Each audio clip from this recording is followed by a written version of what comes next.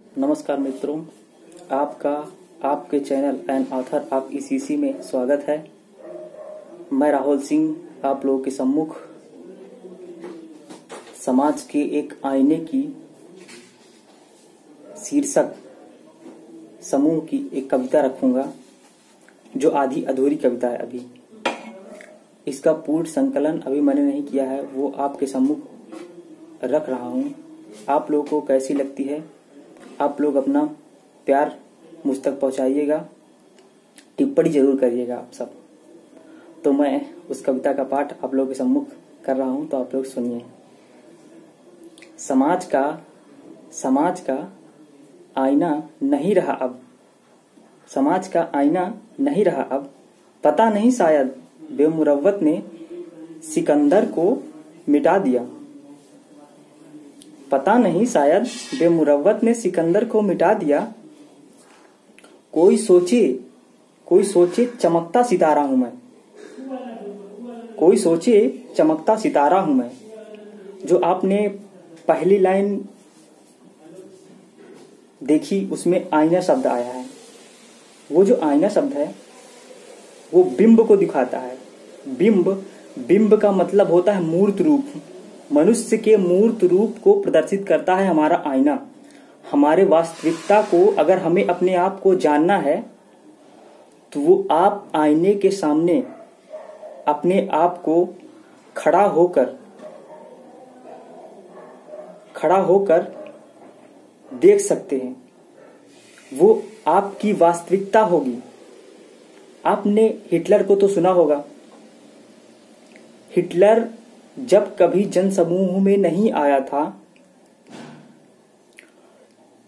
तो वो आईने के सामने खड़े होकर के भाषण दिया करता था अपने नेतृत्व को बढ़ाने के लिए। तो इस लाइन का मतलब आप लोग समझ गए होंगे। समाज का आईना नहीं रहा अब, पता नहीं शायद बेमुरव्वत ने सिकंदर को मिटा दिया। कोई सोचे चमकता सितारा हूं मैं, मालूम नहीं मगर उनको कालिक तो समा में भी है। कालिक तो समा में भी है। समा को आप देखते हैं, समा प्रकाश जरूर देती है, उसके साथ साथ कालिक, उसका कालापन भी निकलता है ना। समाज में फैल रही गर्मजोशी अब, समाज में फैल रही गर्मजोशी अब। यहां अब कोई किसी का नहीं है, किसी से कोई मतलब नहीं। गांव हो या शहर हो, कहने को रह गया है कि आज भी गांव में सभी का सब लोग सहयोग करते हैं, ऐसा कुछ है नहीं है। सभी पाश्चात्य में जीने लगे हैं। रहन सहन खान पान सब कुछ पाश्चात्य का हो गया है। अर्थात मैं कहूं कि पूरी संस्कृति का परिवर्तन ही पाश्चात्य में हो गया है। अब नहीं पड़ता मालूम हमको धरा पर फिर आएंगे रामकृष्ण। अब नहीं पड़ता मालूम हमको कि धरा पर आएंगे फिर रामकृष्ण। रामकृष्ण आएंगे धरा पर। इस पाश्चात्य दर्शन का जो अब जन्म हो रहा है और हमारे संस्कृति का जो पतन हो रहा है, क्या इसे देखते हुए राम कभी आएंगे इस धरा पर? आपको लगता है? इंसान की बेरुखी बढ़ती जा रही है। इंसान की बेरुखी बढ़ती जा रही है। शंकर रामानुज के वाद का अंत हो रहा। द्वैतवाद और विशिष्ट द्वैतवाद आज ये कुछ नहीं है। आपको दिख रहा है कहीं पे?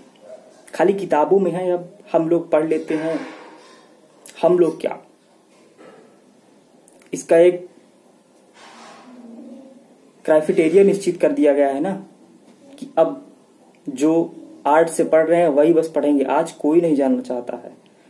बस उतना ही नॉलेज हो जिससे हम नौकरी पा लें, बस खत्म, पैसा कमाना। वसुधैव कुटुंबकम का अंत हो रहा। जैसा कि मैंने अभी बताया कि किसी को किसी से मतलब नहीं है। आप लोग देख रहे हैं, कुछ भी घटना घटित हो जाती है, हम किसी के दुख सुख में अब शरीक नहीं होते हैं, क्योंकि हमें खुद से ही टाइम नहीं है ना। हमारे पास समय है नहीं किसी से मिलने के लिए। इससे क्या होगा? आगे देखिए लाइन। और भारतीय दर्शन का अंत हो रहा, स्वार्थवाद का अंत हो रहा, भारतीय दर्शन का अंत हो रहा, पाश्चात्य दर्शन का जन्म हो रहा, पाश्चात्य दर्शन का जन्म हो रहा, तभी तो समाज का आईना नहीं रहा अब, तभी तो समाज का आईना नहीं रहा अब। मैंने इसके पहले ही इस कविता का सार अपनी कविता के पहले ही खंड में आप सबको बता दिया है। तो आप लोग an author of ECC channel को लाइक और शेयर कीजिए और सब्सक्राइब कीजिए। बस, धन्यवाद।